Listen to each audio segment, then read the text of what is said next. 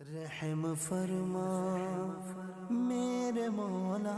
نبی کریم صلی اللہ علیہ وسلم نے فرمایا کہ ایسا شخص رجل لیس فی جوفہ شیء من القرآن، نبی کریم نے فرمایا کہ وہ شخص جس کے دل میں قرآن نہیں ہے، یعنی جو قرآن کی تلاوت نہیں کرتا، جس نے قرآن کی کچھ صورتوں کو یاد کر کے اپنے باطن میں نہیں رکھا، اپنے قلب میں نہیں رکھا، تو نبی کریم صلی اللہ علیہ وسلم نے فرمایا کہ ایسا شخص یا اس کا باطن یوں ہے جیسا کہ ایک ویران گھر۔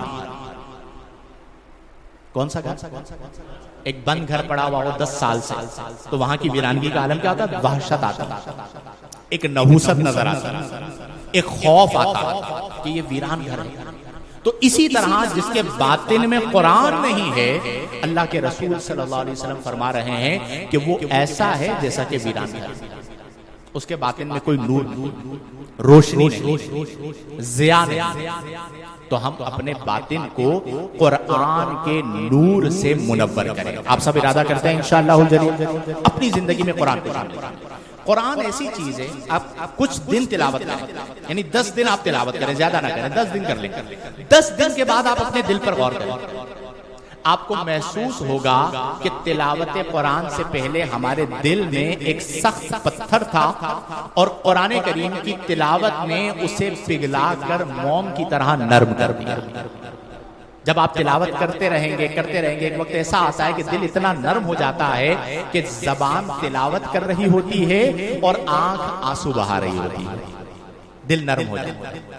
بعض لوگ ایسے بھی ہوتے ہیں عوام میں کہ جو قرآن کریم فرقان حمید کو پڑھنے میں دقت رکھتے ہیں، زبان موٹی ہو جاتی ہے، الفاظ ادا نہیں ہوتے، اور وہ تتلا کر پڑھتے ہیں۔ تو ہمارے پیارے نبی صلی اللہ علیہ وسلم نے جب فضیلت قرآن کو بیان کیا تو فرمایا کہ جو قرآن کو تتلا کر پڑھتا ہے، یعنی جسے پڑھنے میں دقت ہوتی ہے، ادا صحیح طرح نہیں کر پاتا، مشکل سے ادا کرتا ہے، تو یہ جو مشکل سے، کئی لوگ کہتے ہیں جی ہم سے پڑھا نہیں جاتا، تو آپ پر تو اللہ کے رسول صلی اللہ علیہ وسلم نے زیادہ کرم کیا ہے کہ جب آپ مشکل سے تلاوت قرآن کر رہے ہیں تو نبی کریم صلی اللہ علیہ وسلم نے فرمایا کہ لہو اجران، جو آرام سے تلاوت کر رہا ہے اسے ایک اجر مل رہا ہے، اور جو مشکل سے تلاوت کر رہا ہے فرمایا لہو اجرانی، اللہ تعالیٰ اسے ڈبل اجر عطا فرماتا ہے۔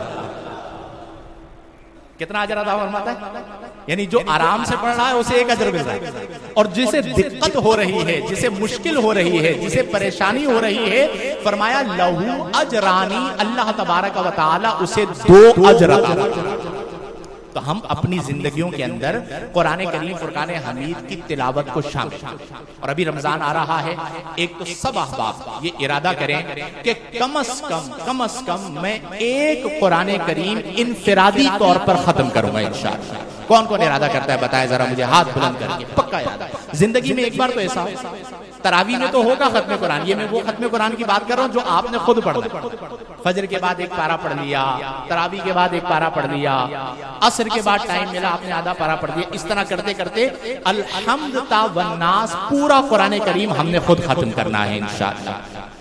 دوسری چیز، اپنے گھر میں ایک عادت، یہ آپ کو مشورہ دے رہا ہوں، اگر آپ چاہتے ہیں کہ ہمارے گھر میں نورانیت ہو، برکت ہو اور منحوسیت ختم ہو، یہ بھی بہت لوگوں کا شکوہ ہوتا ہے کہ گھر میں آتا ہوں تو ایک جو ہے نا وہ عجیب قسم کی منحوسیت ہوتی ہے، نحوست ہوتی ہے، وہ ختم ہو، تو آپ یہ عادت بنا لیجئے کہ ہم نے اپنے گھر میں دن کا آغاز تلاوت قرآن سے کرنا۔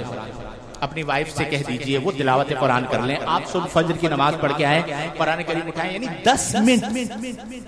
اگر ہم قرآن کو 10 منٹ نہیں دے سکتے تو پھر ہم سے بڑا محروم کوئی نہیں۔ مولا کائنات حضرت علی المرتضیٰ شیر خدا رضی اللہ عنہ فرمایا کرتے تھے کہ جب میں یہ چاہتا ہوں کہ میں رب سے کلام کروں، کس سے کلام کروں؟ تو میں نماز پڑھتا ہوں، التحیات للہ، یہ رب سے کلام کرنا ہے، میں نماز پڑھتا ہوں۔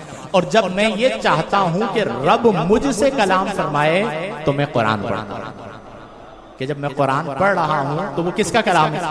تو کون کلام فرما رہا ہے؟ رب کا۔